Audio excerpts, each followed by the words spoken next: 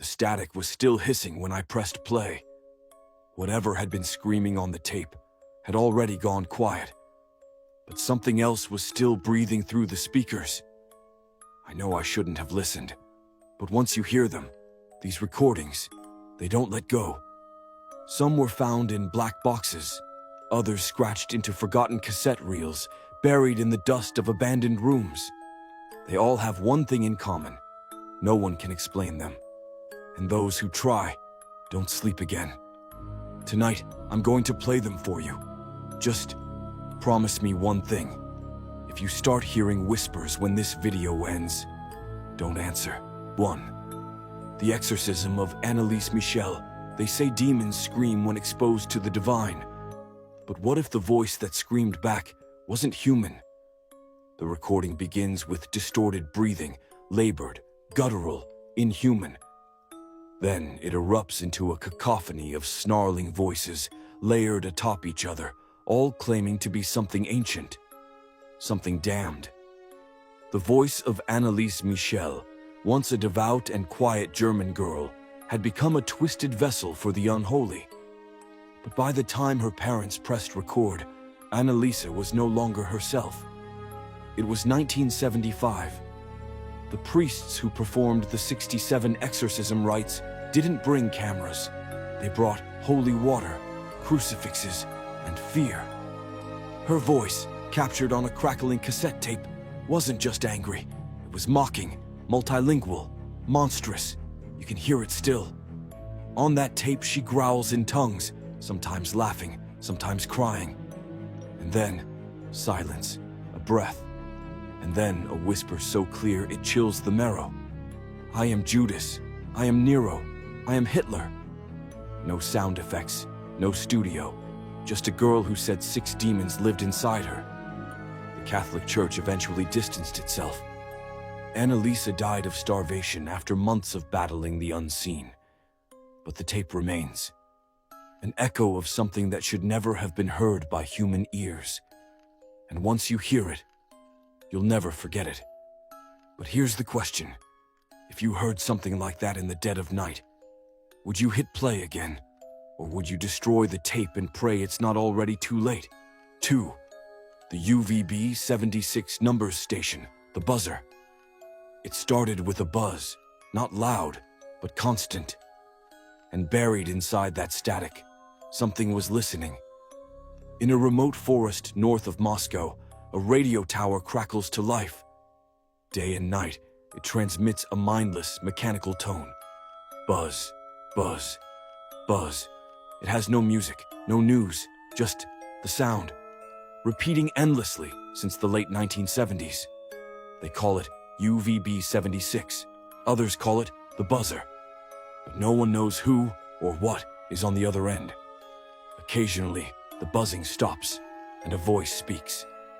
In a cold, emotionless Russian accent, it recites a string of seemingly random names, numbers, and phrases. Anna, 9, 7, Group 23, repeat, Anna. Then the buzzing resumes, like nothing ever happened. No government has claimed it. No hacker has fully traced it. And when curious explorers ventured into the abandoned bunker it once broadcasted from, they found beds still warm, radios still humming, and a logbook with dates scratched out violently, like someone didn't want them remembered. Some believe it's part of a forgotten Cold War protocol, a dead-hand system ready to launch retaliation if Russia is attacked. Others think it's something darker, something not entirely man-made. And once, in 2010, the buzzing stopped for nearly 30 seconds. What replaced it? A woman screaming, just once. Then silence. Then, the buzzing returned. So, here's what I want to ask you. If you stumbled across a station like this at 3:33 a.m., would you keep listening? Or would you turn the dial and pray you didn't just activate something? 3. The crying woman tape. The first sound on the tape was breathing. Shallow, uneven, like someone was trying not to be heard. In 1997, A janitor cleaning out a condemned psychiatric hospital in Mexico City discovered a dusty, unmarked cassette in the rubble of the old records room. It was simply labeled in smudged ink, La Llorona, the crying woman. Curious, he brought it home and played it.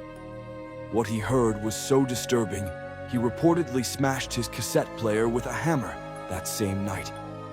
The audio began with static, then the soft sound of sobbing. A woman's voice, distant, broken, crying out in Spanish. ¿Dónde están mis hijos? ¿Dónde están? Where are my children? Where are they? Her sobs escalated, twisting into screams of rage and grief. Then the whispering started. Multiple voices, unclear, but some words stood out. They see you. Behind you. She's awake now. And then, silence. Not the quiet kind. The heavy, oppressive kind. Like something was waiting just beyond the speaker, listening back. Every person who's dared to listen to the entire tape reports the same thing. A nightmare that night. Always the same.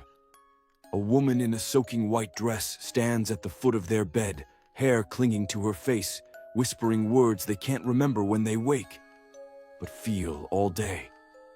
The original tape has never been digitized, and copies are said to degrade within days, as if the recording doesn't want to be preserved.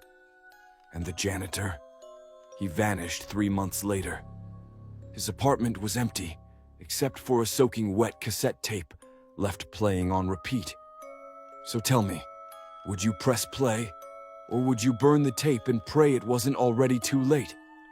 ChatGPT said, the screams from the bottomless pit, the Siberian hell sounds. They drilled too deep, and what they found wasn't oil, it was screaming.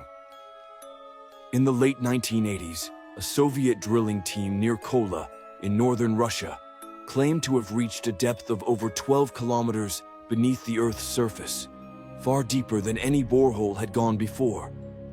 But the deeper they drilled, the stranger things became.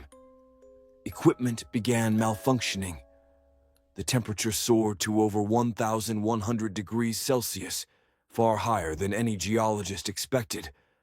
But what truly terrified the scientists was what they heard when they lowered a heat-resistant microphone into the shaft. The tape they retrieved wasn't just seismic noise, it was screaming. Human screaming, a cacophony of tortured voices echoing from the black void below.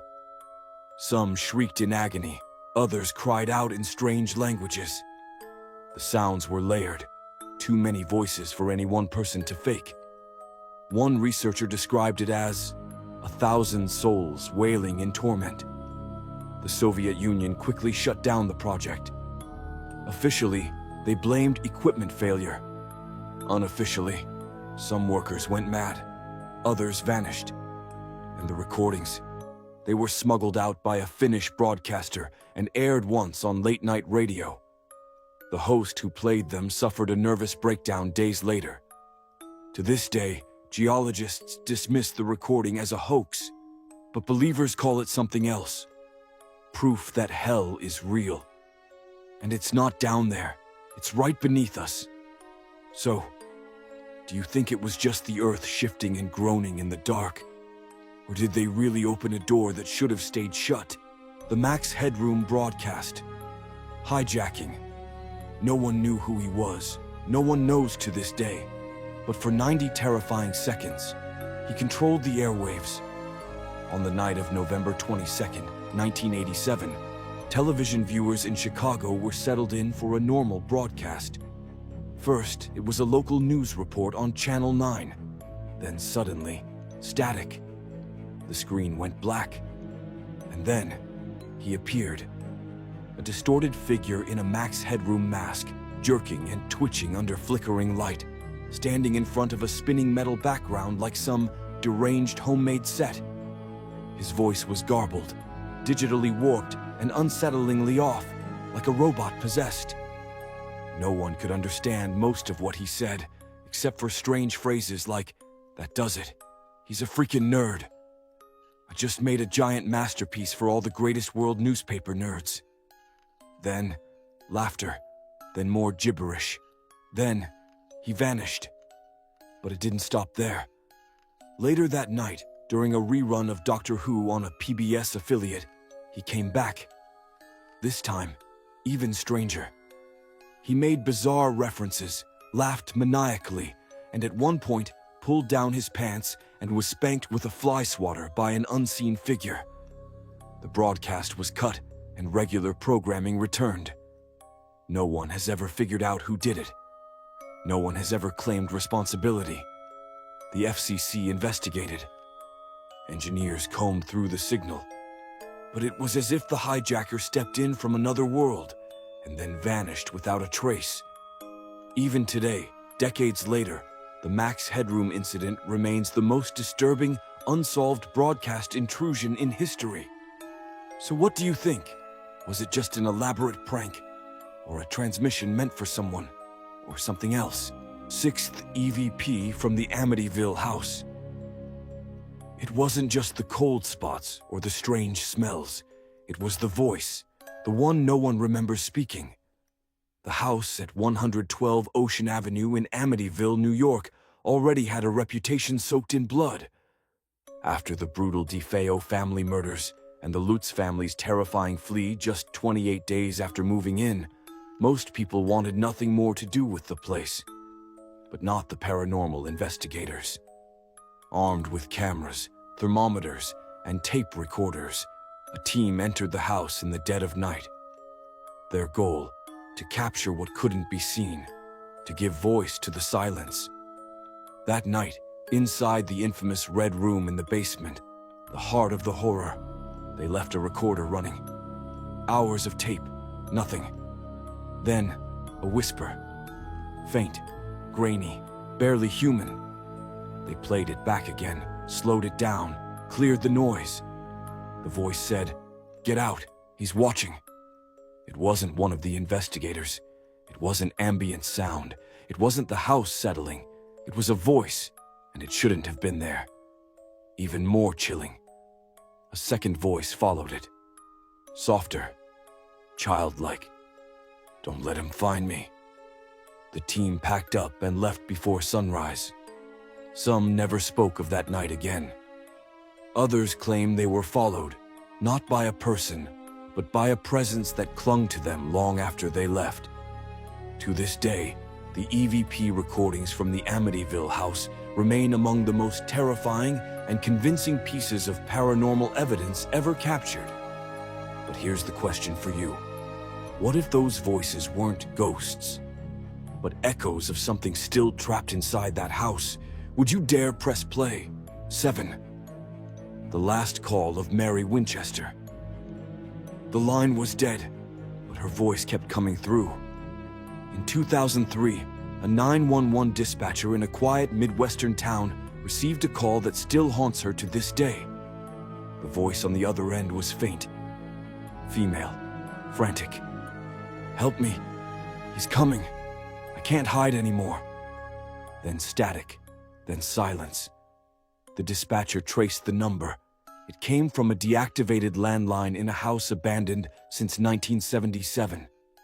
A house once owned by a woman named Mary Winchester, reported missing the night her husband allegedly vanished into the woods with a shotgun and a bottle of whiskey. Mary was never found. Her case grew cold. The house was left to rot. And yet the call came from that number. Investigators were sent immediately. They arrived to find the place locked, dust-coated, untouched for decades. But upstairs, in what used to be Mary's bedroom, they found something impossible. The old rotary phone was off the hook and still warm. They pulled the tapes from the 911 system and analyzed the voice. It was real. No radio interference, no pranks. The audio waveform was human and frightened. But what chilled the room was what came after the message. Buried beneath the static, barely audible without enhancement, was a second voice. Male, hoarse, breathing, and whispering one word. "Found you." The dispatcher who took the call quit a week later. She claims she still hears the phone ringing in her dreams. So what do you think? Can the dead reach out to us through the wires? And if so, would you answer the call? 8. The Suicide Forest audio log. I kept the recorder on, even after I stopped believing I'd make it out. In 2011, a Japanese urban explorer ventured into Aokigahara, the infamous suicide forest near the base of Mount Fuji. His goal, to spend the night alone and document everything he heard and saw. He was never found. What was found was his recorder. The device was discovered by hikers weeks later, half buried in moss beside a torn backpack and a notebook soaked from the rain. The recorder, miraculously intact, still had a working battery and one last file titled simply, "Don't Follow." The audio begins with wind and footsteps crunching over forest floor. He talks to himself, trying to stay calm, joking. But then, it changes. At 1:13 a.m., he suddenly stops speaking. For a full 5 minutes, there's only the sound of his breathing and something else. Faint, rhythmic, like footsteps that aren't his, circling. Then he whispers, "There's someone behind that tree." But the microphone picks up nothing, just silence. Then a voice, not his, not human, whispering his name over and over again, sometimes from the left, sometimes the right, like it was circling the mic. "Masaki, Masaki, come home." He begins to sob. He says he sees faces in the trees, eyes in the branches. Then screaming, pure animal terror, followed by the sound of him running. The recorder tumbles, picks up a final phrase as he gasps into the mic. "It looks like me." Then static, then silence, then the soft sound of humming, a lullaby sung by a woman's voice. To this day, no one has deciphered the song. No one knows who or what was singing. Would you dare listen to that recording at night, alone, with the lights off? Or do you think some forests weren't meant to be explored? 9. The "We're All Dead" radio transmission. It wasn't a mayday. It was a farewell. In 1995, an amateur radio operator in Alaska picked up a transmission on a shortwave band that shouldn't have been active. It lasted exactly 2 minutes and 37 seconds. What was recorded has baffled and terrified listeners ever since. The transmission begins with loud static, normal for shortwave. Then a sudden cut to dead silence. And then a voice, faint, male, American accent, tired, hollow. He says, "We're all dead. If anyone hears this, it's already too late." The sound is broken, like it's coming from deep underground or underwater. You can hear strange mechanical noises in the background, metal creaking, warning sirens in the distance, something like dripping or maybe ticking. The man continues, his voice growing frantic. "They lied to us. The air's not clean. The light burns.